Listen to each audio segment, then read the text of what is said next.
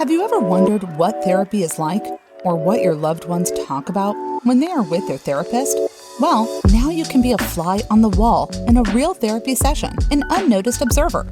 During this episode, you'll hear a real group therapy session with a modern twist. Our group therapy sessions are done as a mock podcast where participants are encouraged to have open dialogue about their mental health and addiction challenges. As an observer of this episode, we hope that you will learn something helpful for those among us whose struggles often go unnoticed. All personally identifiable information has been removed for the privacy of the participants. Thank you for listening. All right, what's up? What's happening? It's another week, another show, and we are here. It is pouring rain outside, by the way. It is a dark and stormy night. It is rainy out, and I come in here, and y'all got a fireplace going, and it's cozy, and it's like shelter from the storm, you know? It's nice. So I'm like really stoked to be here, and we are doing this podcast that we normally do around the table from this super plush comfy couch today. So just don't get too comfy and not like be part of it. That's all I ask. But how awesome is this, right? Lit. Yeah, so it literally is. Lit. Anyway. So how was your week? Splendid. Ecstatic. Great talk. Thanks so much. Good to see you. Bye-bye. Come on. Tell me something. Like, what's going on? What's new? We're getting a client. Yeah, you told me that before we started recording. You're both so excited. Mm-hmm. Both you girls are like... We hope that she's crazy. We got to switch rooms together. Oh, yes. We got to switch rooms. So you're roommates now? Yes, because we were terrified. scared. You were scared? Yeah. Of? This house is extremely haunted. Yeah. This house? This ain't haunted. Yes, it is. We witnessed the paranormal activity. Don't say that word. That's scary. This house is too new to be not haunted. Everyone has told us. Like, lots of the staff have, like, told us stories. And they're not liars. What? Like what? Like, they see this figure. Like, multiple people have seen this, like, figure walking on the tables. That's like, me. Walking in and out of the nursing station in the big bag room. In, like, our bedrooms and stuff. And, like, just weird shit. Really? Yes. In this house? Yeah. I mean, this house is so new. It doesn't feel haunted. I know, but this Saturday, we were here. And, like, something upstairs, like, goes, like lightly. Mm-hmm. And we were like, oh, we were, like, scared, but, like, oh, it could be this. And then I, like, knocked on the wall to, like, show her what it sounded like. And then it goes bang, bang, bang, bang, bang. Yeah, from across the house. And no one was here. Could it have been a tree branch hitting the house? What the heck? Everyone has a different, like... Scenario, but no. Literally, when we staged the house, and we staged everywhere but the master bedroom. And the master bedroom could it was have where been the other things worker happened. who was working here, like There was messing no with you other- guys? No one Sure. was here. We checked. Their We car looked was outside. gone. I don't believe it. I mean, I believe your story, but I don't believe that it's haunted. I didn't either. Until we actually saw it. I was just going along with it, like, I'm scared, because I was scared anyway, but... I feel like you two planned this, and you're like, let's try and creep him out. No, we're No, so we're serious. This scared. is why we got switched in the same room, because we were both not sleeping. And we've been asking for like 2 weeks, and they finally did it. So, do you feel like the ghost is in the other room now? It just wanted its own room. Possibly. Well, okay, cool. Good for you both for having your own room, because this house, which isn't even 20 years old, is haunted somehow. 20 years is a long time. I think it happened. I guess. So you both obviously believe in ghosts, then? No, Yes, you do. I'm not going to put it out there. Wait, what do you mean? If you're a spiritual person, you believe in spirits. Yes, I'm a spiritual person. What do you mean? Like, do you or don't you believe in ghosts? Because you kind of just were saying you do. Well, I don't want to say I do, and then the ghosts come and haunt me. Is that how it works? They say if you believe in it, that they get attached to you. So if you don't believe in it, But I then am they won't- spiritual. I believe in spirits. Yeah, I do. But not like ghosts. I believe in just spirits. Okay. I can go along with that. What do you think about your own spirits? Like, what do you think about your own souls? Like, It's lost. I think my soul is misunderstood, but how so?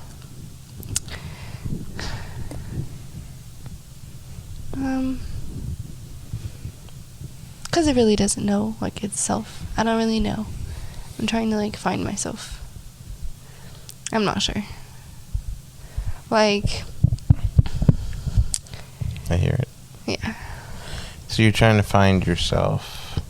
Yeah, basically. Maybe that was what the knocking was about. It was like, it was you being like, I'm right here. You No. found me. You're like, nope. Rejected. No, that's kind of creepy. So, how do you find yourself is a good question. Like, let's talk about that. That's a good topic for tonight. Okay. Are you asking me? Yeah.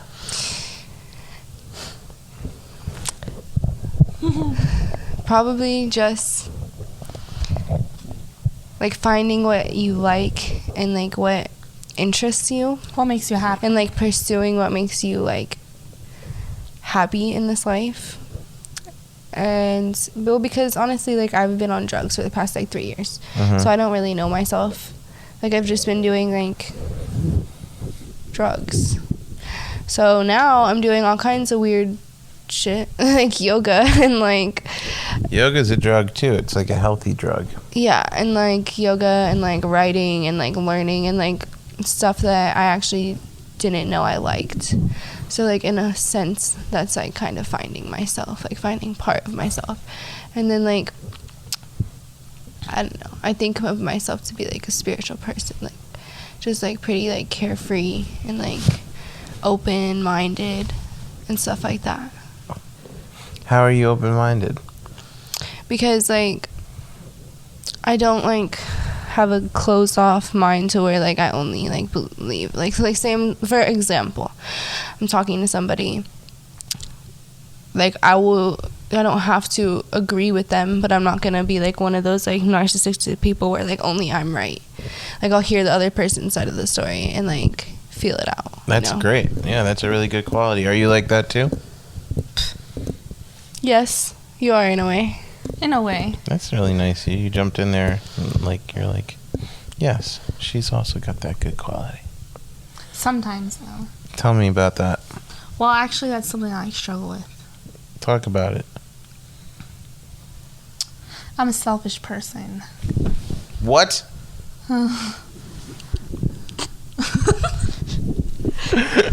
What if I just was like, I'm not talking to you anymore, and I just left? You know, I was just being honest. But why? How are you selfish? I just think about myself a lot. That's literally Well, like, before- the definition. But yeah, before what? I'm listening. Before I was, like, 13, I cared for everybody. And I was, like, the nicest person. I did everything for everyone. And I, like, would always write my mom cards just, like, because. I would always write my dad letters just Same. because. I was, like, the nicest little girl. And, like, I would always, like, be playing with, like, little kids and, like, I don't know, just being, like, the little kid, you know? Mm-hmm. And then I hit, like, 13 and 12. Well, no. I would say, like, 15 because when I started becoming selfish because I was, like, in this relationship. Actually, I just learned that the world was, like, a shitty place. And everyone that I, like, helped out. You just thought it at the time. I You still think the world is a shitty place? Yes, it's horrible. But how can you be so absolute about it? I mean, don't you think it's much more proven that nuanced? It literally is a horrible world. But don't you think it's also a wonderful, beautiful world? Like, it can't be all one thing. It's just too homogenized. Like, you can't... It's like if I just said that you were one thing. You're not one thing. You're so many things. Like, you're limiting the world by calling it that. And it's like, you can't limit something that's so vast. You know? Sure. Anyways, selfishness. Hey, don't give me that short anyways. It's like such a dismission. Dismission? That's not a word, is it?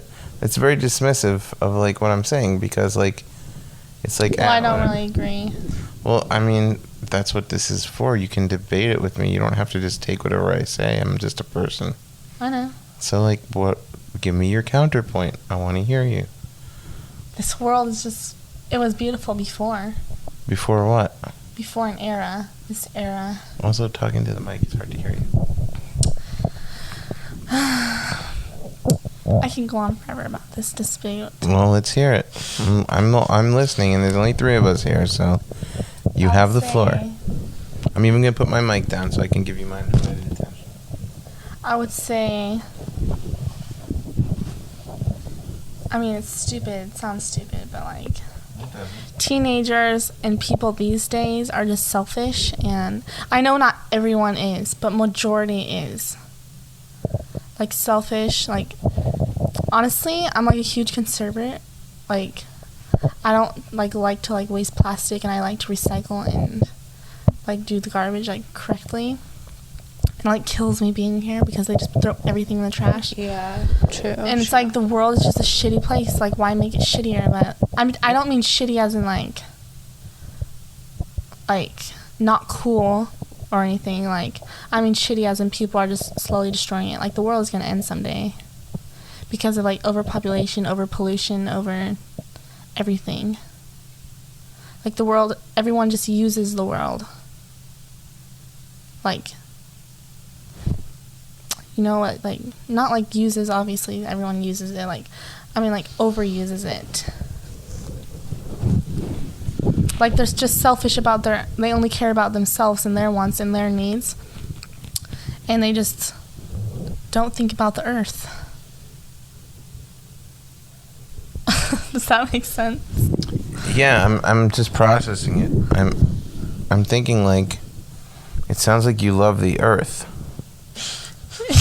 Yes. I would say that. Yeah. Yeah. I'm not like a hippie or anything, but like, maybe I am. It's interesting to discover. Weird ass hippie. So you love the earth, but you hate the world? Mm-hmm. I hate the people, not the world. So you'd like to live in a world alone? alone? Yes, that would be my ideal world. No, when you'd with be very few people, with like 4 people. 4 people? What if they want to have kids? Fuck them. You're not allowed to have kids? That's No. it? 4 sterile people? Like, look how excited you are for a new person coming to rehab tomorrow. How can you be like, you'd be so sick of those 4 people? You like new people. I do. So what are you talking about? You I just don't said you fucking don't. know. You don't know. I really don't know. I didn't even do anything to argue this. I literally just let you talk yourself into a corner. Like, I'm like, okay, what's your point? And then you tell me 2 different points, and you're like, I don't know. It doesn't make sense. Yeah, I agree. But, Doesn't make sense.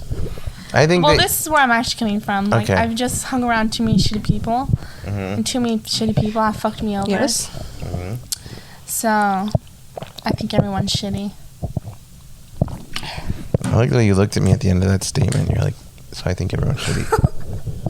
You look at me like, that might include you. I'm like, No. no, I hope not.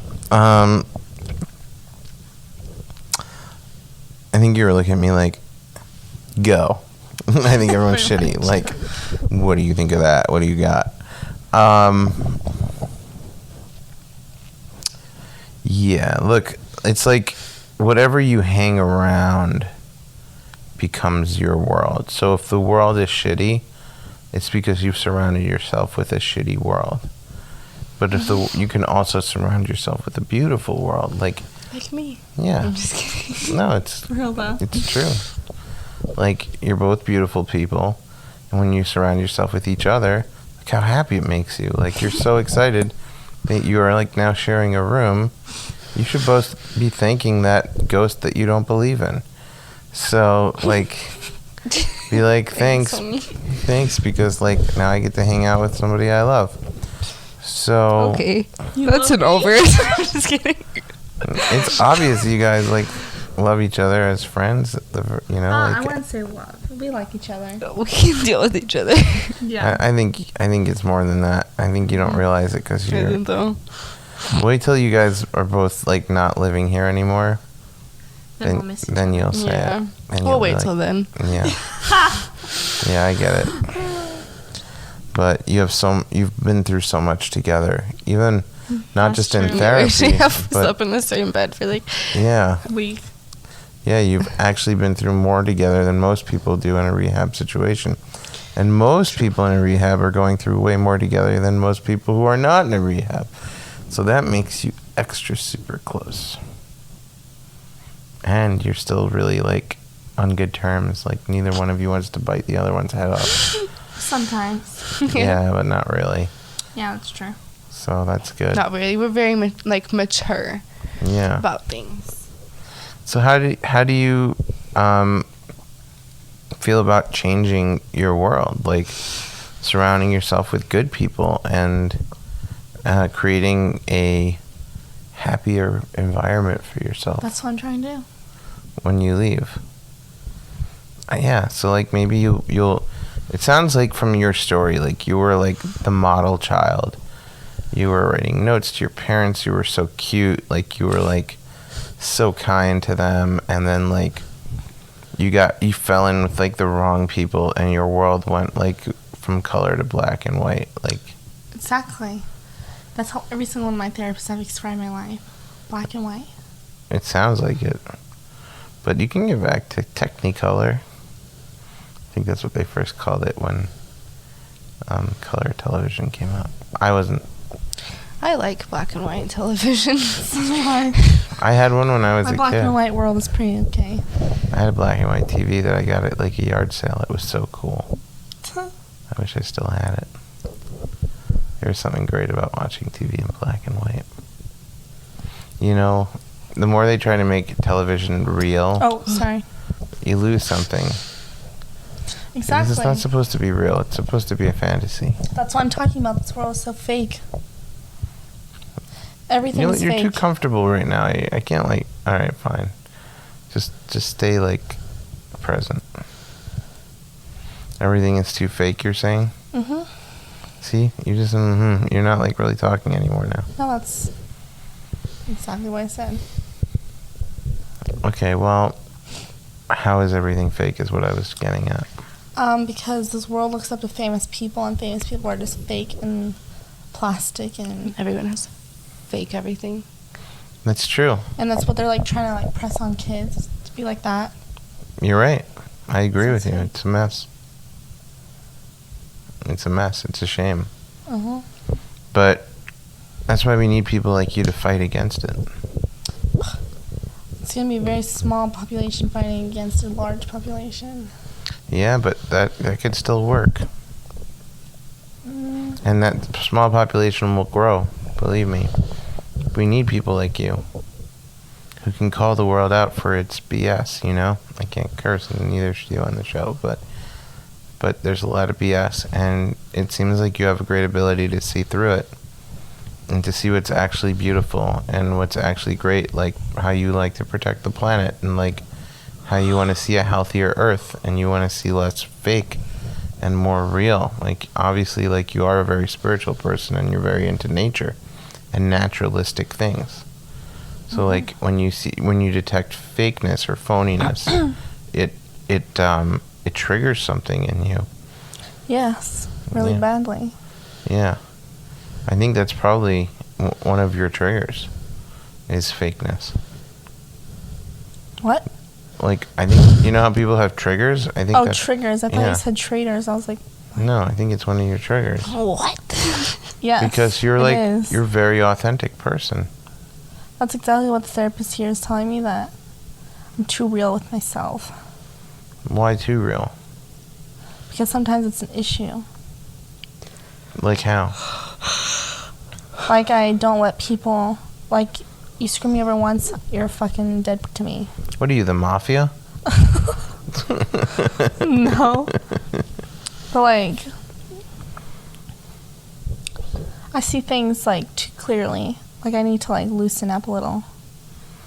What do you think of that? I think it's true.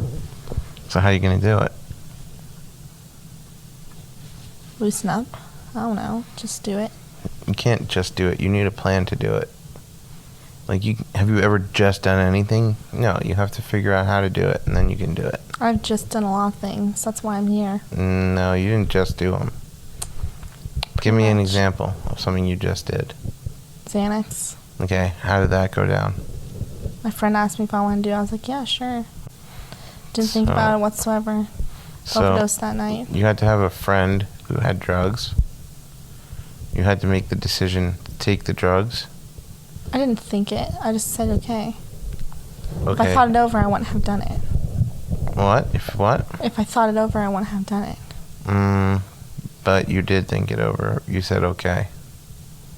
You didn't think about it, like, in depth, but you made a decision. Yeah. Like, there are probably things that you would absolutely say no to, right? Meth and heroin. Okay. And like, even things that aren't drugs that you would say no to, right? Yes. So, for some reason, you said yes to that. So that's a decision you made, right? And, like, you put yourself in a situation where you had a friend who had drugs, and you said yes. And so, like, that's how you wound up doing drugs. So my point is, like, for you to be laid back, you have to, like, position yourself in a situation where you can be laid back and make a conscious decision where you say yes to being laid back. Like you did say yes to the Xanax. Like, saying yes to good decisions instead of bad decisions, and positioning yourself, like, in good situations instead of bad situations. You know? That's what's up. Yeah. Are you or someone you know looking for treatment options in Los Angeles?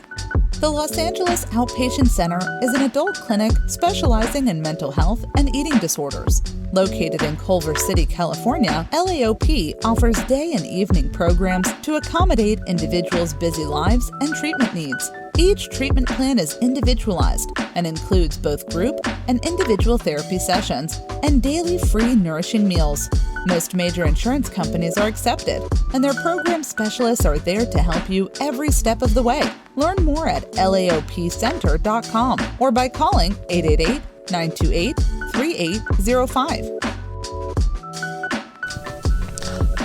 I heard you say same before when she said that she used to write cards to her parents and, like, be a caretaker. Can you go into that more on how it was the same for you?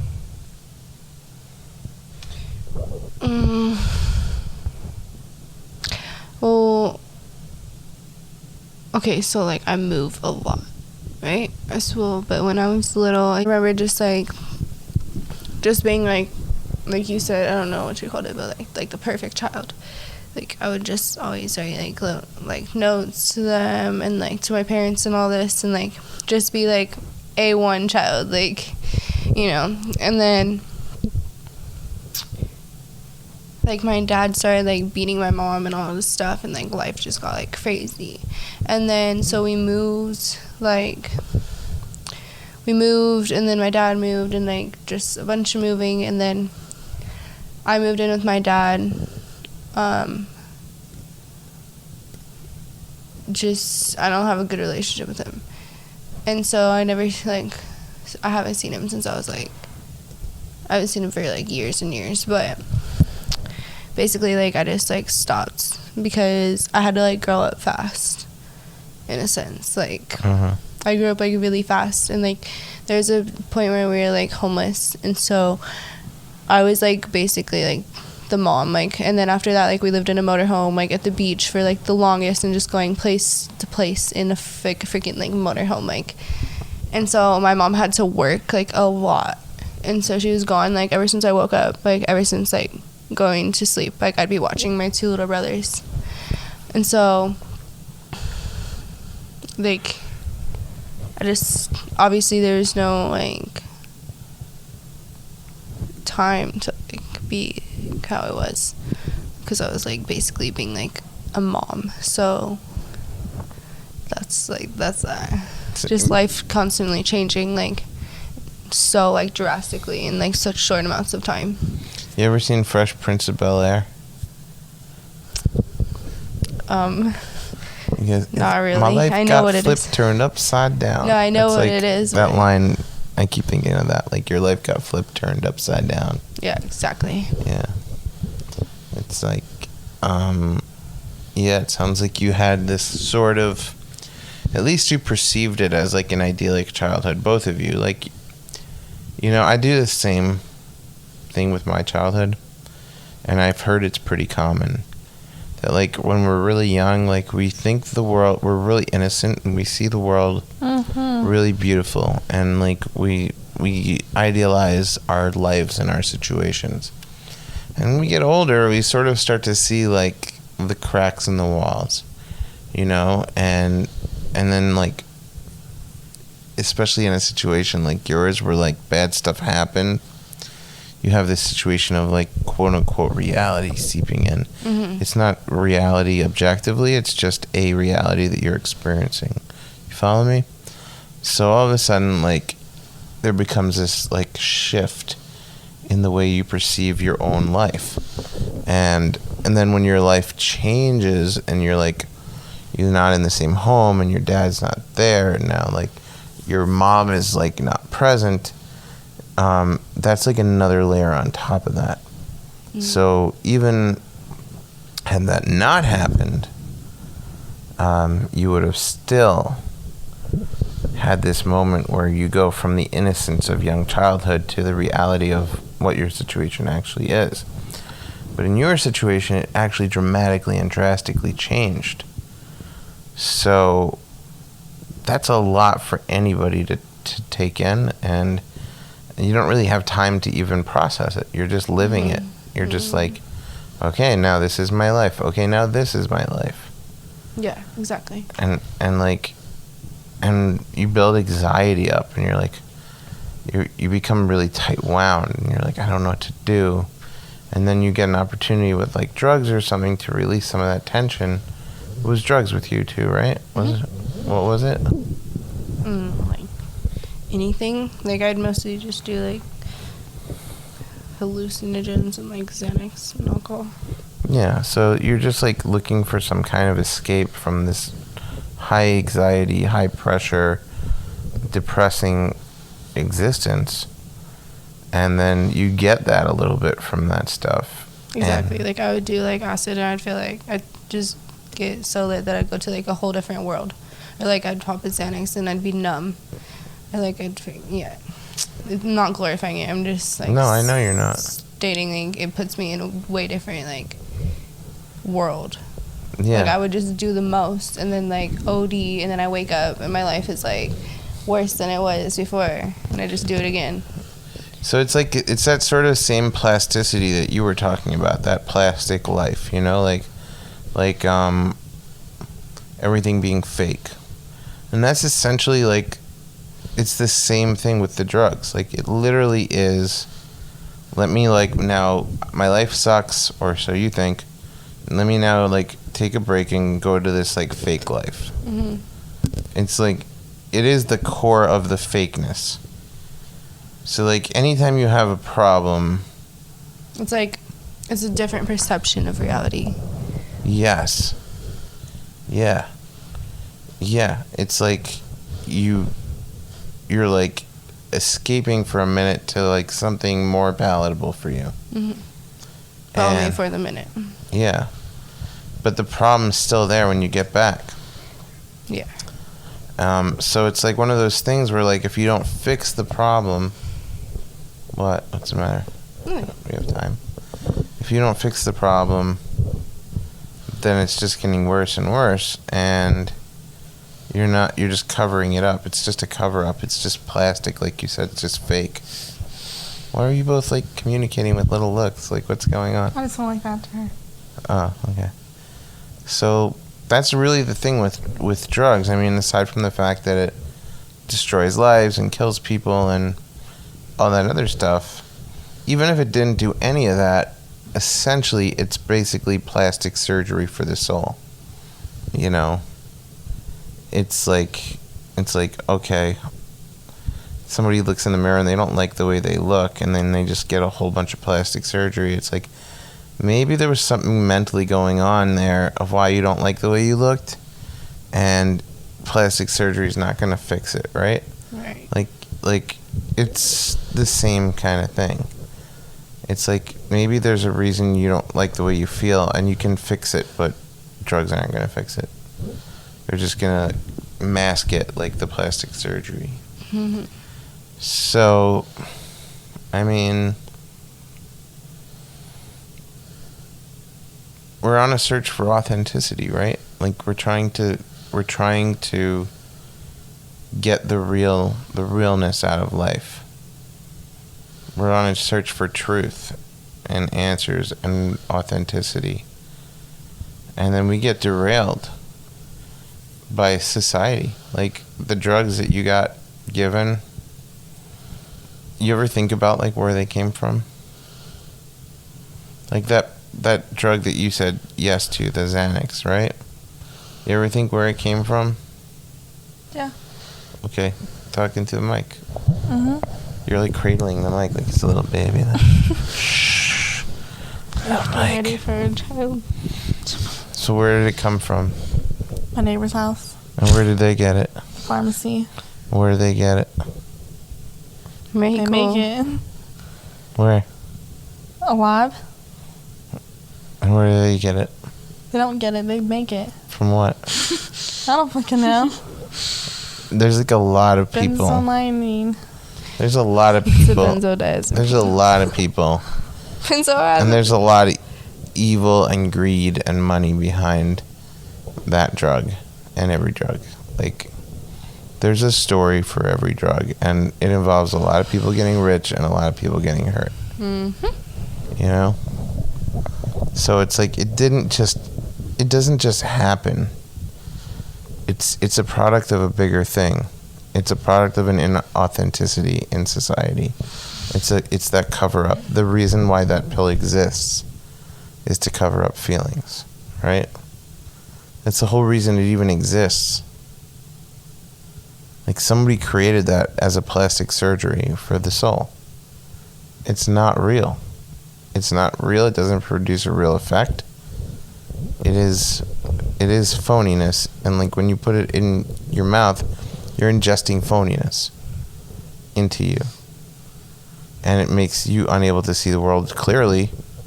Like when you get sober, you get a clear mind. You're not seeing the world clear because you've actually put phoniness and not realness into you. You understand? So like, you want to see the world authentically, but the world doesn't want to be seen authentically. You have to fight for that. Because the world is beautiful. It's not like as you described it. It's not bad. The world is beautiful. It's the fakeness that's bad. And when you see the truth, like when you actually see the truth through the fakeness, it's a beautiful world. I mean, you love the earth. You love the earth. We live on the earth. We live on Earth's beauty. People are naturally designed to be good and kind to each other. Like, when we go against nature, you know, that's when you get this bad result. But naturally, this world is a beautiful world. And, like, I just want you to be able to get to that point where you can see it and live it. What do you think of what I said just now? Because I said a lot. I think the earth is beautiful too. Like,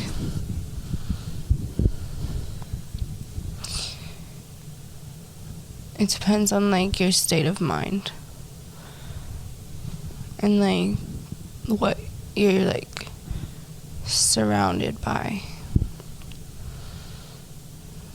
in like a sense. Like, I don't know, I feel like it plays a big role of like what your state of mind is, because I think of it like you're sad one day or you're depressed one day, like, oh, like nothing, like the world is just like horrible, you know. The next day you can be like super like positive and happy, and you're like, I'm not gonna let anybody else like let me feel like that. It just depends on like your state of mind, because the world is both a good and a bad place. Mm-hmm. Like there's bad people and good people. Yeah. And really, the more you surround yourself with anything, the more you absorb it, right? Like, if you, like, think about it in terms of, like, let me think of a good analogy to give you. Culture, right? Like, any culture that you live in, you absorb that culture. Hey, don't fall asleep on me. Like, you absorb culture, but what is culture? It's not like you could touch it, right? If you're like part of the hip hop culture, and I ask you, like, what's hip hop culture? You might be like, sneakers, you know, dope beats, whatever. But you're like now describing things. But if I'm like, what is the culture? But don't use things. Right? It's a culture. There's a culture to it. Like, you may have things that are associated with the culture, but you don't absorb the things. You absorb the culture. Right? So environment is something you absorb, right? And it has something to, and it has an effect on you. So if you put yourself in a positive environment, you will absorb good vibes. You will be happier. You'll live in a more beautiful world just by surrounding yourself with the right people and the right situations, putting yourself in good places. Giving is really important. Putting yourself in situations where you can give to other people. Because for some reason people think that, I think giving should be called receiving. And receiving should be called giving. Do you know what I mean? Because when you give to another person, that's the great gift. The trick is that you're losing something, but you're really gaining something. It's like, it's been misnamed. You know, help somebody else out. You're really helping yourself. You said you were selfish? Be good selfish, you know? Be good to yourself. What do you think?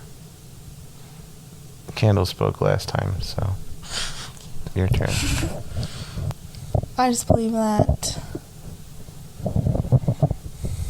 no matter if you're happy or not, the world is bad. I don't really care about... No, I shouldn't say that. I don't know what I believe. I think you do. No, I don't. How do you not know what you believe? Because I don't really care about this topic. What's the topic? The world. It's not really the world, it's your world. And like the drug thing, Yeah. I believe being on drugs, not being a drug addict, but like maybe taking them once or twice can change your perception of the world. It definitely can. In a good way. It could be a bad way, but it opens your eyes more than to just being sober. You can do it without the drugs too. It's, you know what? But it gives you a different way. You probably can, but it still gives you a different way. Yeah, okay. What do you think it is about it? It alters your brain chemistry. It literally physically alters the way you think about things. Opens up new, like, sequences. I'm not promoting drugs. I'm just saying that's why I think. Yeah, I mean, I guess you're talking about the release of dopamine in the brain. What the hell is that? There's an alarm. It's like serotonin. Oh. Serotonin? Serotonin in... She's been reading her psychology book. I'm going to just show you. It's only going to take a second, okay? Yeah. Okay. But I just think that... Dopamine. The role, movement, sensory processes of cognition, decisions, okay? Lack of oversupply causes hallucinations, delusions, methamphetamine addiction, Okay, serotonin is mood and sleep regulation, but really this doesn't describe it. It's like the neurotransmitters in your brain that are being released that make you feel good. Yep. Honestly, I just think that everybody has their own perception of things.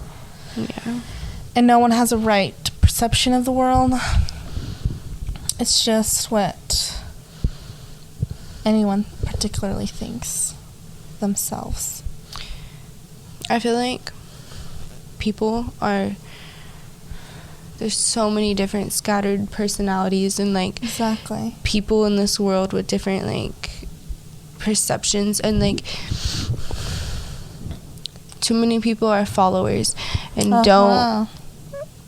don't express how they actually feel, and like the people that do are like outcasts and they're weird, and like the people that don't are like freaking like followers, and like Exactly. but if you do express yourself, like people are just so quick to judge without looking at themselves, and like it's just so confusing. This world is just like honestly just so confusing. Exactly. Like you can be just like happy, like sad, and like whatever, but I honestly don't even know what I was gonna say next. But Well, you're right about the confusion. I guess like that's why it's important to have groups like this where we could talk and try and hopefully work our way through some of the confusion. And you don't have to agree with everything I say. In fact, it might be wrong. I don't know. Well, it can't be wrong. It's just an opinion. exactly. I mean, it can be factually wrong. It could be, yeah, I get what you're saying. But, I mean, like, just expressing these ideas and, like, you know, like you said, you're really open to new ideas, and you said you're working on it. And, like, just opening your mind and opening your heart to these other ideas and perspectives is how you kind of work your way through the cloudiness of the confusion of life. To sort of understand, like you said, you don't know what you believe. You figure it out. You're learning yourself now. You're like finally getting a chance out of the chaos of your life, both of you, to like get to know yourself. As much as it's cool to get to know each other and the new person who's coming, you know, the real thing you're here for is to get to know yourself. And I think it's like a hugely valuable thing. Because like once you get to know yourself and you're like, you have this moment where you wake up and you're like, oh, I know who I am. Like I know what I believe. It's really cool. It's like whether your beliefs are right, wrong, whatever, you have them. You know why you have them. They're yours, and you like finally feel like, yeah, I have an understanding of who I am and what I believe, and it's a great feeling. And you'll both get there, you know? And it's a journey. It's definitely a journey. It didn't happen for me quick at all, and it doesn't happen for most people quick, and some people it never happens for because they never take the time to go on that journey. But you're on it. And you're learning who you are, and once you figure out who you are, you will love yourself. But it's hard to tell someone who doesn't know who they are to love themselves because they're like, I don't even know myself. It's like telling you to love someone you don't know. Like, love this guy in China. You're like, I don't even know that guy in China. Like, how am I going to love him? Or girl, whatever. It's like, when you tell someone who doesn't know themselves to love themselves, it's like, you may as well be saying, love this person in China. It's like, but as you get to know yourself, you can get to love yourself. And it's a really great feeling. I'm excited for you both to have it. And I hope you enjoyed this group tonight. Thanks. I enjoyed talking to you both. And yay, new person coming. Yeah. All right. Stay clear from the ghost. Or no ghost. I can't say for sure. Okay, good night. Good night. Thank you for listening to Unnoticed Observer, your window into group therapy. Each episode covers a new theme to open the conversation about mental health and offer insight and guidance. New episodes are released every Tuesday at 9 a.m. Pacific Time. Join us on your favorite podcast listening app and make sure to subscribe and follow us on Facebook at Unnoticed Observer Podcast for more. And remember, if you or someone you love is struggling with any mood, behavioral, or personality-related matters, there is help.